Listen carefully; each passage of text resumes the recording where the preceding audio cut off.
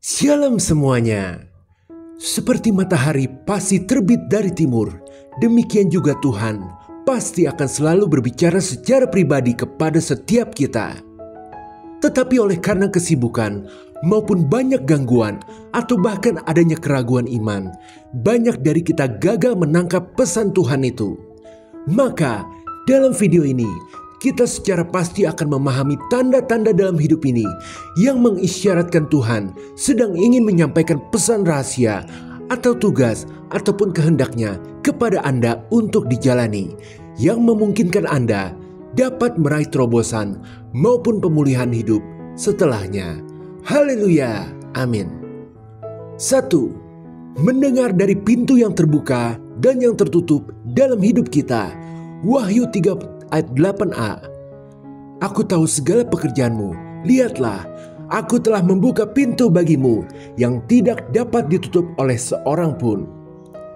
Kata pintu yang terbuka itu melambangkan kesempatan, keberuntungan, keberhasilan, atau bahkan sebuah harapan yang tercapai dalam hidup kita.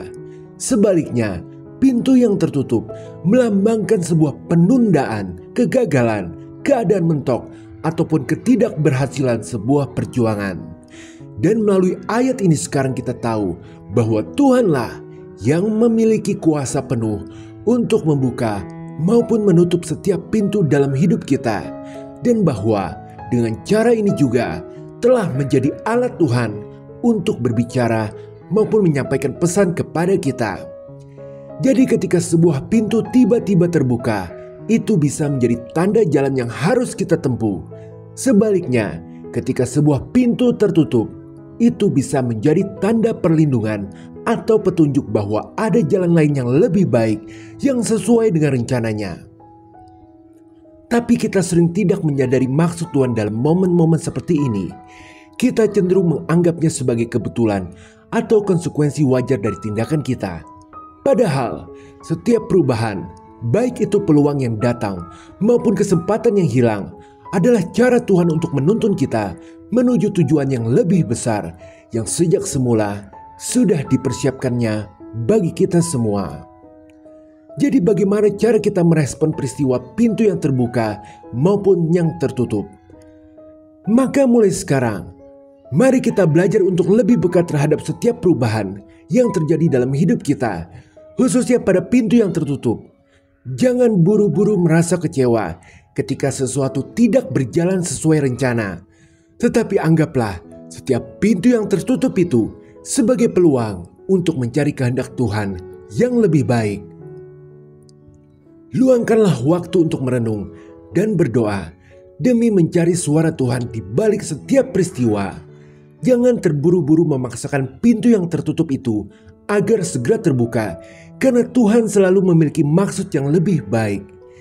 Karena apa yang kita anggap sebagai penolakan atau kegagalan sebenarnya bisa saja merupakan bentuk perlindungan atau arahan Tuhan menuju sesuatu yang lebih baik daripada yang kita bayangkan sebelumnya.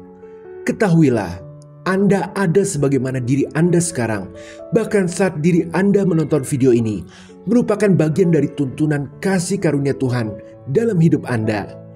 Jadi baiklah kita juga merenungkan kembali pintu-pintu yang pernah terbuka maupun tertutup di masa lalu.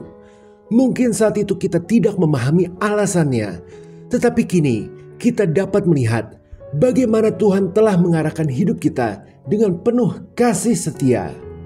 Hingga bisa sampai ke titik ini, semua demi menajamkan kepekaan kita ke depannya. Maka kesimpulannya sekarang, setiap pintu dalam hidup, baik yang terbuka maupun yang tertutup, adalah merupakan suara Tuhan bagi Anda. Karena Tuhan itu selalu bekerja dalam setiap detail kehidupan Anda. Semua demi untuk membawa Anda tetap masuk ke dalam rencana indah Tuhan di masa depan yang penuh harapan. Haleluya, amin. 2. Mendengar dari munculnya pesan atau pola yang berulang.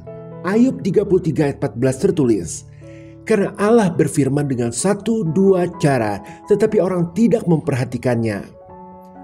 Mengapa Tuhan memutuskan untuk tidak membuat dirinya dapat terlihat oleh mata? Karena sejatinya Tuhan ingin manusia dengan kehendak bebasnya dapat membuat pilihan yang otentik untuk mau memilih jalan Tuhan, bukan karena rasa takut, melainkan oleh karena iman.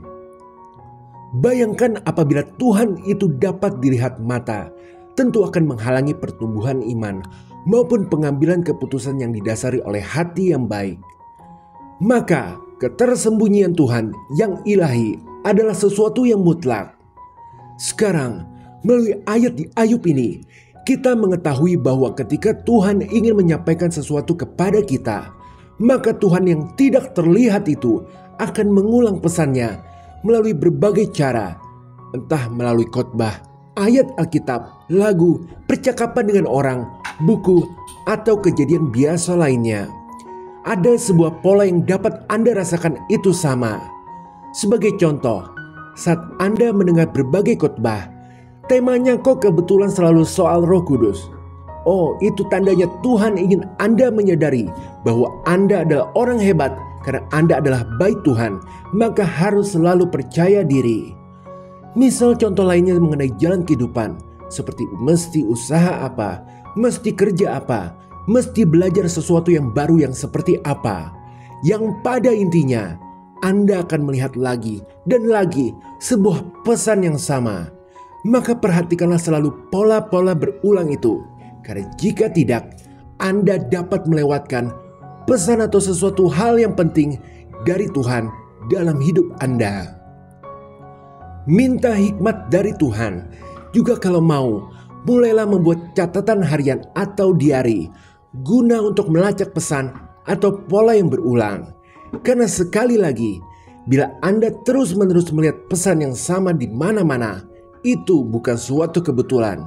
Itu adalah suara Tuhan untuk Anda dengar dan jalani. Haleluya. Amin. 3. Mendengar alarm hati. Muncul kedamaian ataukah kegelisahan? Kolose 3:15 tertulis, hendaklah damai sejahtera Kristus memerintah dalam hatimu, karena untuk itulah kamu telah dipanggil menjadi satu tubuh, dan bersyukurlah. Seperti kuping yang mampu mendeteksi bahasa, ketahuilah bahwa hati Anda juga telah dirancang untuk bisa memiliki kemampuan dalam mendeteksi pesan dari Tuhan. Ini adalah sebuah kebenaran penting, bahwa saat kita sedang membuat keputusan atau mencari bimbingan yang dari Tuhan, rasa damai yang muncul dalam hati adalah sebuah ketegasan bahwa jalan itu dari Tuhan. Sementara bila muncul rasa gelisah, itu menunjukkan bahwa itu adalah jalan yang salah. Jadi kondisi hati Anda adalah kuncinya untuk dapat mengetahui suara Tuhan. Maka penting bagi kita untuk selalu menjaga hati dari segala kewaspadaan. Sebab kita sering melihat, oleh karena kesibukan hidup maupun tekanan, membuat orang sering mengabaikan perasaan batin ini, di mana sama dengan mengabaikan peringatan atau penegasan dari Tuhan. Sekarang yang tidak kalah penting adalah mengetahui perbedaan antara kegelisahan dan ketakutan. Kegelisahan datangnya dari Roh Kudus, sedangkan ketakutan datangnya dari iblis. Ingat selalu bahwa kegelisahan karena Roh Kudus ujung-ujungnya akan membawa kita lebih dekat kepada Tuhan. Sebaliknya, ketakutan dari iblis akan membuat kita menjauh dari Tuhan. Contoh, kalau ada perasaan tidak enak karena menolak sebuah tantangan, lalu merasa tidak layak lagi untuk berdoa sama Tuhan, atau ada perasaan malu, ketahuilah itu adalah ketakutan yang dari setan, karena ujung-ujungnya Anda merasa jauh dari Tuhan.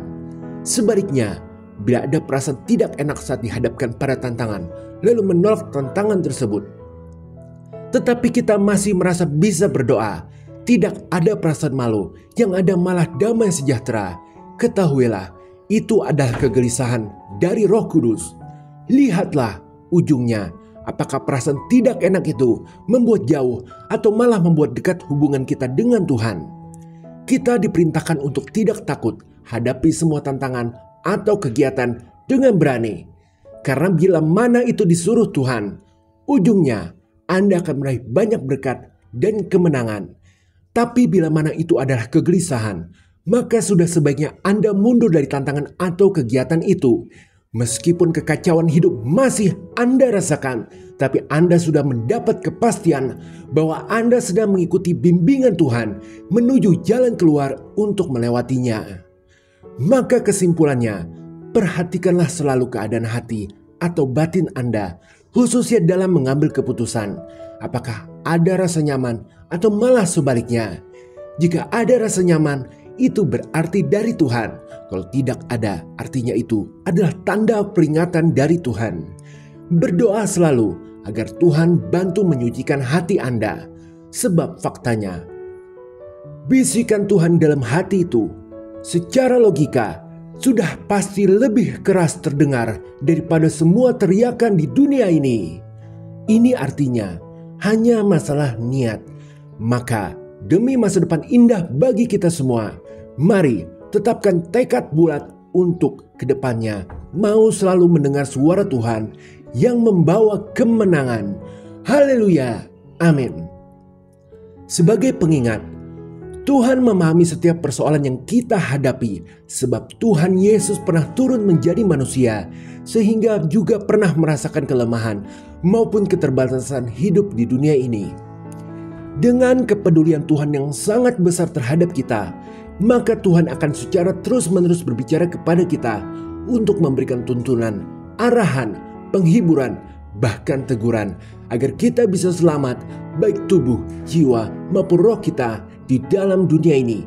Dan demi kemuliaan namanya, Roh Kudus yang diutus oleh Bapa dalam nama Yesus akan selalu memandu Anda agar bisa menemukan kehendak Tuhan lewat berbagai tanda yang sudah kita bahas tadi. Jadi sesungguhnya tantangan itu bukanlah tentang apakah Tuhan itu berbicara, karena Tuhan pasti bicara, melainkan apakah kita mau mendengar. Maka pilihlah untuk mau mendengar, bahkan menjalaninya, semua demi kebaikan kita sendiri. Haleluya, amin. Jika berkenan berikan like, share, subscribe, serta komen. Tuhan Yesus memberkati.